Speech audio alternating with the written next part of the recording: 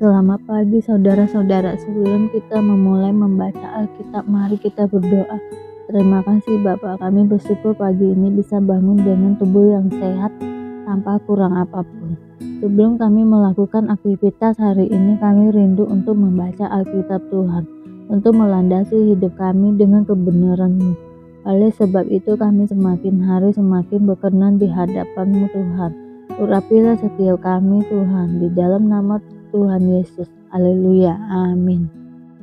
Hari-hari raya, Tuhan berfirman kepada Musa, "Berbicara kepada orang Israel dan katakan kepada mereka, hari-hari raya yang telah ditetapkan Tuhan yang harus kamu maklumkan sebagai waktu pertemuan kudus. Waktu perayaan yang kutetapkan adalah yang berikut. 6 hari lamanya boleh dilakukan pekerjaan, tetapi pada hari yang ketujuh haruslah ada Sabat, hari perhentian penuh, yakni hari pertemuan kudus. Janganlah kamu melakukan sesuatu pekerjaan. Itulah Sabat bagi Tuhan di segala tempat kediamanmu. Inilah hari-hari raya yang ditetapkan Tuhan, hari-hari pertemuan kudus, yang harus kamu maklumkan masing-masing pada waktunya yang tetap.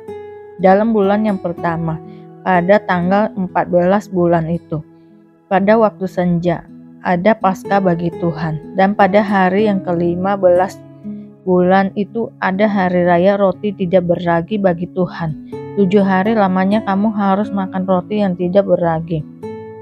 Pada hari yang pertama kamu harus mengadakan pertemuan kudus. Janganlah kamu melakukan sesuatu pekerjaan berat. Kamu harus mempersembahkan korban api-apian kepada Tuhan 7 hari lamanya. Pada hari yang ke-7 haruslah ada pertemuan kudus. Janganlah kamu melakukan sesuatu pekerjaan berat.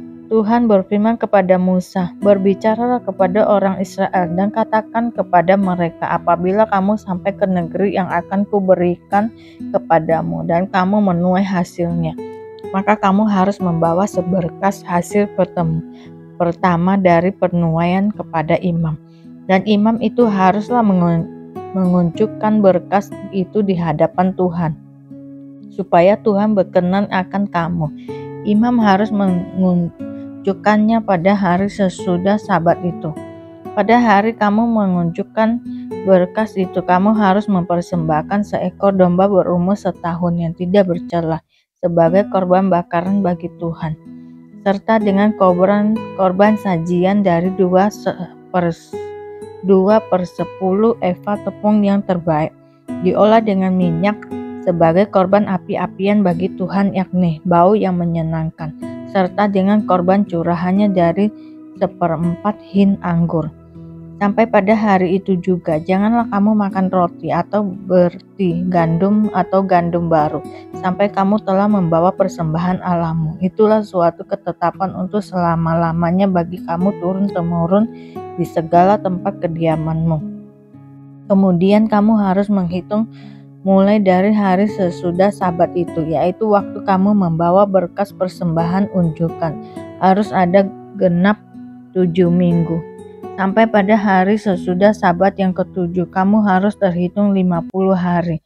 Lalu kamu harus mempersembahkan korban sajian yang baru kepada Tuhan. Dari tempat kediamanmu, kamu harus membawa 2 buah roti unjukan yang harus dibuat dari 2/10 eva tepung yang terbaik dan yang dibakar sesudah dicampur dengan ragi sebagai hulu hasil bagi Tuhan. Beserta roti itu kamu harus mempersembahkan 7 ekor domba berumur setahun yang tidak bercela, dan seekor lembu jantan muda dan 2 ekor domba jantan. Semuanya itu haruslah menjadi korban bakaran bagi Tuhan, serta dengan korban sajiannya dan korban-korban curahannya, suatu korban api-apian yang baunya menyenangkan bagi Tuhan. Kemudian kamu harus mempersembahkan seekor kambing jantan sebagai korban penghapus dosa, dan 2 ekor domba yang berumur setahun sebagai korban keselamatan. Imam harus mengunjukkan semuanya beserta roti hulu hasil itu sebagai persembahan unjukan di hadapan Tuhan, beserta kedua ekor domba itu. Semuanya itu haruslah menjadi persembahan kudus bagi Tuhan dan adalah bagian imam. Pada hari itu juga kamu harus mengumumkan hari raya dan kamu harus mengadakan pertemuan kudus. Janganlah kamu melakukan sesuatu pekerjaan berat. Itulah suatu ketetapan untuk selama-lamanya di segala tempat kediamanmu turun-temurun. Pada waktu kamu menuai hasil tanahmu, janganlah kau sabit ladangmu habis-habis sampai ke tepinya, dan janganlah kau pungut apa yang ketinggalan dari penuaianmu. Semuanya itu harus kau tinggalkan bagi orang miskin dan bagi orang asing. Akulah Tuhan Allahmu. Tuhan berfirman kepada Musa, katakanlah kepada orang Israel begini, dalam bulan yang ketujuh pada tanggal 1 bulan itu, kamu harus mengadakan hari perhentian penuh yang diperingati dengan meniup serunai, yakni hari pertemuan kudus. Janganlah kamu melakukan sesuatu pekerjaan berat dan kamu harus mempersembahkan korban api-apian kepada Tuhan. Tuhan berfirman kepada Musa, akan tetapi pada tanggal 10 bulan yang ketujuh itu ada hari pendamaian. Kamu harus mengadakan pertemuan kudus dan harus merendahkan diri dengan berpuasa dan mempersembahkan korban api-apian kepada Tuhan. Pada hari itu janganlah kamu melakukan sesuatu pekerjaan. Itulah hari pendamaian untuk mengadakan pendamaian bagimu di hadapan Tuhan Allahmu. Karena setiap orang yang pada hari itu tidak merendahkan diri dengan berpuasa, haruslah dilenyapkan dari antara orang-orang sebangsanya. Setiap orang yang melakukan sesuatu pekerjaan pada hari itu, orang itu akan kubinasakan dari tengah-tengah bangsanya. Janganlah kamu melakukan sesuatu pekerjaan, itulah suatu ketetapan untuk selama-lamanya bagimu turun-temurun di segala tempat kediamanmu. Itu harus menjadi suatu sabat, hari perhentian penuh bagimu, dan kamu harus merendahkan diri dengan berpuasa. Mulai pada malam tanggal 9 bulan itu, dari matahari terbenam sampai matahari terbenam, kamu harus merayakan sabatmu. Tuhan berfirman kepada Musa, katakanlah kepada orang Israel begini, pada hari yang ke-15 bulan yang ke-7 itu ada hari raya pondok daun bagi Tuhan 7 hari lamanya. Pada hari yang pertama haruslah ada pertemuan kudus. Janganlah kamu melakukan sesuatu pekerjaan berat. 7 hari lamanya kamu harus mempersembahkan korban api-apian kepada Tuhan. Dan pada hari yang ke-8 kamu harus mengadakan pertemuan kudus dan mempersembahkan korban api-apian kepada Tuhan. Itulah hari raya perkumpulan. Janganlah kamu melakukan sesuatu pekerjaan berat. Itulah hari-hari raya yang ditetapkan Tuhan, yang harus kamu maklumkan sebagai hari pertemuan kudus untuk mempersembahkan korban api-apian kepada Tuhan, yaitu korban bakaran dan korban sajian, korban sembelihan dan korban-korban curahan setiap hari sebanyak yang ditetapkan untuk hari itu. Belum termasuk hari-hari Sabat Tuhan dan belum termasuk persembahan-persembahanmu atau segala korban najarmu atau segala korban sukarelamu yang kamu hendak persembahkan kepada Tuhan. Akan tetapi pada hari yang ke-15 bulan yang ke-7 itu pada waktu yang mengumpulkan hasil tanahmu, kamu harus mengadakan perayaan bagi Tuhan 7 hari lamanya. Pada hari yang pertama haruslah ada perhentian penuh dan juga pada hari yang ke-8 harus ada perhentian penuh.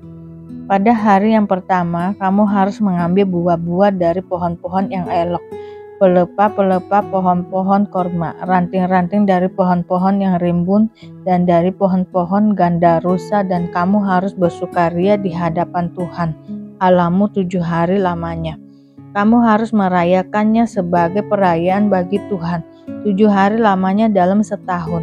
Itulah suatu ketetapan untuk selama-lamanya bagimu turun-temurun. Dalam bulan yang ke-7 kamu harus merayakannya. Di dalam pondok-pondok daun kamu harus tinggal 7 hari lamanya. Setiap orang asli di Israel haruslah tinggal di dalam pondok-pondok daun, supaya diketahui oleh keturunanmu bahwa aku telah menyuruh orang Israel tinggal di dalam pondok-pondok selama aku menuntun mereka sesudah keluar dari tanah Mesir. Akulah Tuhan Allahmu. Demikianlah Musa menyampaikan kepada orang Israel firman tentang hari-hari raya yang ditetapkan Tuhan. Imamat 23 ayat 5. Dalam bulan yang pertama pada tanggal 14 bulan itu, pada waktu senja, ada Paskah bagi Tuhan. Apa yang dimaksud Paskah? Paskah pada ayat ini adalah perayaan tahunan bangsa Israel untuk memperingati pembebasan dari perbudakan di Mesir. Dirayakan pada tanggal 14 bulan Nisan. Paskah ditandai dengan penyembelihan domba sebagai korban, melambangkan perlindungan Allah ketika itulah terakhir melewati rumah-rumah Israel di Mesir. Imamat 23 ayat 34. Katakanlah kepada orang Israel begini, pada hari yang ke-15 bulan yang ke-7 itu ada hari raya Pondok Daun, bagi Tuhan 7 hari lamanya. Hari raya Pondok Daun, perayaan syukur atas hasil panen selama 7 hari, di mana umat Israel tinggal di pondok dari dedaunan. Ini juga memperingati pemeliharaan Allah selama masa pengembaraan mereka di padang gurun. Minyak untuk lampu. Tuhan berfirman kepada Musa, perintahkanlah kepada orang Israel supaya mereka membawa kepadamu minyak zaitun tumbuk yang tulen untuk lampu, supaya lampu dapat dipasang dan tetap menyala. Harun harus tetap mengatur lampu-lampu itu di depan tabir yang menutupi tabut hukum di dalam kemah pertemuan dari petang sampai pagi di hadapan Tuhan. Itulah suatu ketetapan untuk selama-lamanya bagimu turun-temurun. Di atas kandil dari emas murni haruslah tetap diaturnya lampu-lampu itu di hadapan Tuhan. Roti sajian. Engkau harus mengambil tepung yang terbaik dan membakar 12 roti bundar daripadanya. Setiap roti bundar harus dibuat dari 2/10 eva. Engkau harus mengaturnya menjadi 2 susun, 6 buah sesusun di atas meja dari emas murni itu di hadapan Tuhan. Engkau harus membubuk kemenyan tulen di atas tiap-tiap susun. Kemenyan itulah yang harus menjadi bagian ingat-ingatan roti itu, yakni suatu korban api-apian bagi Tuhan. Setiap hari Sabat ia harus tetap mengaturnya di hadapan Tuhan. Itulah dari pihak orang Israel suatu kewajiban perjanjian untuk selama-lamanya. Roti itu teruntuk bagi Harun serta anak-anaknya, dan mereka harus memakannya di suatu tempat yang kudus. Itulah bagian maha kudus baginya dari segala korban api-apian Tuhan. Itulah suatu ketetapan untuk selama-lamanya. Penghujat nama Tuhan dihukum lain-lain kejahatan. Pada suatu hari datanglah seorang laki-laki, ibunya seorang Israel sedang ayahnya seorang Mesir, di tengah-tengah perkemahan orang Israel, dan orang itu berkelahi dengan seorang Israel di perkemahan. Anak perempuan Israel itu menghujat nama Tuhan dengan mengutuk, lalu dibawalah ia kepada Musa. Nama ibunya ialah Selomit binti Dibri dari suku Dan. Ia dimasukkan dalam tahanan untuk menantikan keputusan sesuai dengan firman Tuhan. Lalu berfirmanlah Tuhan kepada Musa, bawalah orang yang mengutuk itu keluar perkemahan, dan semua orang yang mendengar harus meletakkan tangannya ke atas kepala orang itu. Sesudahnya haruslah seluruh jemaah itu melontari dia dengan batu. Engkau harus mengatakan kepada orang Israel begini, setiap orang yang mengutuki Allah harus menanggung kesalahannya sendiri. Siapa yang menghujat nama Tuhan, pastilah ia dihukum mati dan dilontari dengan batu oleh seluruh jemaah itu, baik orang asing maupun orang Israel asli. Bila ia menghujat nama Tuhan, haruslah dihukum mati. Juga apabila seseorang membunuh seorang manusia, pastilah ia dihukum mati. Tetapi siapa yang memukul mati seekor ternak harus membayar gantinya seekor ganti seekor. Apabila seseorang membuat orang sesamanya bercacat, maka seperti yang telah dilakukannya, begitulah harus dilakukan kepadanya. Patah ganti patah, mata ganti mata, gigi ganti gigi, seperti dibuatnya orang lain bercacat, begitulah harus dibuat kepadanya. Siapa yang memukul mati seekor ternak, ia harus membayar gantinya. Tetapi siapa yang membunuh seseorang manusia, ia harus dihukum mati. Satu hukum berlaku bagi kamu, baik bagi orang asing maupun bagi orang Israel asli. Sebab akulah Tuhan Allahmu. Demikianlah Musa menyampaikan firman itu kepada orang Israel, lalu dibawalah orang yang mengutuk itu keluar perkemahan, dan dilontarilah dia dengan batu. Maka orang Israel melakukan seperti yang diperintahkan Tuhan kepada Musa. Imamat 24 ayat 4. Di atas kandil dari emas murni harusnya tetap diaturnya lampu-lampu itu di hadapan Tuhan. Kandil, menorah bahasa Ibrani. Kaki dian bercabang 7 yang ditempatkan di kemah suci. Fungsi utama, memberikan penerangan di ruang kudus sebagai lambang kehadiran Allah yang menerima umatnya. Desain dibuat sesuai petunjuk Allah. Keluaran 25 ayat 31-40. Dihiasi bentuk bunga dan kelopak yang melambangkan kehidupan dan kemurnian. Makna rohani, mewakili Israel sebagai terang bagi bangsa-bangsa dan menunjuk pada Yesus sebagai terang dunia. Yohanes 8 ayat 12. Pemberitahuan ketiga tentang penderitaan Yesus. Yesus dan murid-muridnya sedang dalam perjalanan ke Yerusalem dan Yesus berjalan di depan. Murid-murid merasa cemas dan juga orang-orang yang mengikuti dia dari belakang merasa takut. Sekali lagi Yesus memanggil ke-12 muridnya dan ia mulai mengatakan kepada mereka apa yang akan terjadi atas dirinya. Katanya, sekarang kita pergi ke Yerusalem dan anak manusia akan diserahkan kepada imam-imam kepala dan ahli-ahli Taurat dan mereka akan menjatuhi dia hukuman mati. Dan mereka akan menyerahkan dia kepada bangsa-bangsa yang tidak mengenal Allah. Dan ia akan diolok-olokkan, diludahi, disesa, dan dibunuh. Dan sesudah 3 hari ia akan bangkit. Permintaan Yakobus dan Yohanes bukan memerintah melainkan melayani. Lalu Yakobus dan Yohanes, anak-anak Zebedeus, mendekati Yesus dan berkata kepadanya, "Guru, kami harap supaya engkau kiranya mengabulkan suatu permintaan kami." Jawabnya kepada mereka, "Apa yang kamu kehendaki, aku perbuat bagimu." Lalu kata mereka, "Perkenakanlah kami duduk dalam kemuliaan-Mu kelak. Yang seorang lagi di sebelahmu kelak, yang seorang lagi di sebelah kananmu, dan yang seorang di sebelah kirimu." Tetapi kata Yesus kepada mereka, "Kamu tidak tahu apa yang kamu minta. Dapatkah kamu meminum cawan yang harus ku minum dan dibaptis dengan baptisan yang harus ku terima?" Jawab mereka, "Kami dapat." Yesus berkata kepada mereka, "Memang kamu akan meminum cawan yang harus ku minum dan akan dibaptis dengan baptisan yang harus ku terima. Tetapi hal duduk di sebelah kananku atau di sebelah kiriku, aku tidak berhak memberikannya. Itu akan diberikan kepada orang-orang bagi siapa itu telah disediakan." Mendengar itu, ke-10 murid yang lain menjadi marah kepada Yakobus dan Yohanes. Tetapi Yesus memanggil mereka lalu berkata, "Kamu tahu bahwa mereka yang disebut pemerintah bangsa-bangsa memerintah rakyatnya dengan tangan besi, dan pembesar-pembesarnya menjalankan kuasanya dengan keras atas mereka. Tidaklah demikian di antara kamu. Barang siapa ingin menjadi besar di antara kamu, hendaklah ia menjadi pelayanmu. Dan barang siapa ingin menjadi yang terkemuka di antara kamu, hendaklah ia menjadi hamba untuk semuanya. Karena Anak Manusia juga datang bukan untuk dilayani, melainkan untuk melayani dan untuk memberikan nyawanya menjadi tebusan bagi banyak orang." Yesus menyembuhkan Bartimeus.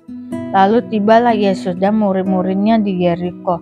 Dan ketika Yesus keluar dari Yeriko bersama-sama dengan murid-muridnya dan orang banyak yang berbondong-bondong, ada seorang pengemis yang buta, bernama Bartimeus, anak Timeus, duduk di pinggir jalan. Ketika didengarnya bahwa itu adalah Yesus orang Nazaret, mulailah ia berseru, "Yesus, anak Daud, kasihanilah aku." Banyak orang menegurnya supaya ia diam. Namun semakin keras dia berseru, "Anak Daud, kasihanilah aku."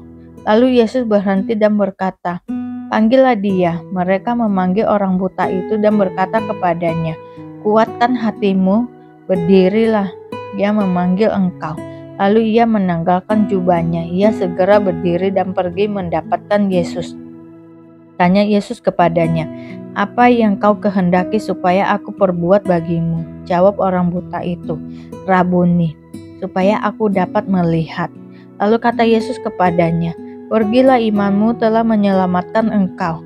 Pada saat itu juga melihatlah ia, lalu ia mengikuti Yesus dalam perjalanannya. Terima kasih Bapa untuk hari ini, sehingga kami dapat membaca Alkitab-Mu Tuhan. Mari doa Bapa kami. Bapa kami yang di surga, dikuduskanlah nama-Mu, datanglah kerajaan-Mu, jadilah kehendak-Mu di bumi seperti di surga. Berikanlah kami pada hari ini makanan kami yang secukupnya, dan ampunilah kami akan kesalahan kami, seperti kami juga mengampuni orang yang bersalah kepada kami. Dan janganlah membawa kami ke dalam pencobaan, tetapi lepaskanlah kami daripada yang jahat, karena Engkau-lah yang mempunyai kerajaan dan kuasa dan kemuliaan sampai selama-lamanya. Terima kasih Bapa. Kami selalu bersyukur atas apapun Tuhan berikan hidup kami. Engkau tidak pernah meninggalkan kami ya Bapa. Hidup kami akan senantiasa berkecukupan di dalam-Mu. Di dalam nama Tuhan Yesus kami berdoa dan mengucap syukur. Amin, amin, amin. Tuhan Yesus memberkati.